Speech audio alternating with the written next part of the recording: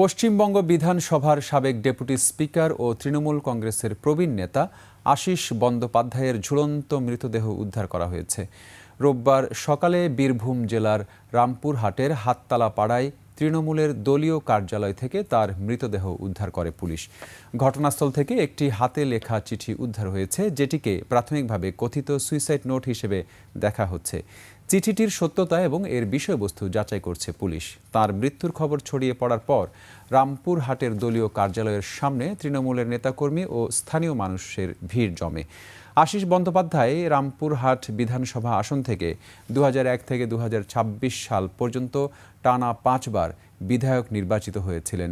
তৃণমূল কংগ্রেস পশ্চিমবঙ্গে ক্ষমতায় আসার পর মমতা বন্দ্যোপাধ্যায়ের মন্ত্রিসভায় তিনি স্কুল শিক্ষা ও কৃষি দপ্তরের দায়িত্ব পালন করেন। 2021 থেকে 2026 সাল পর্যন্ত তিনি পশ্চিমবঙ্গ বিধানসভার ডেপুটি স্পিকার ছিলেন।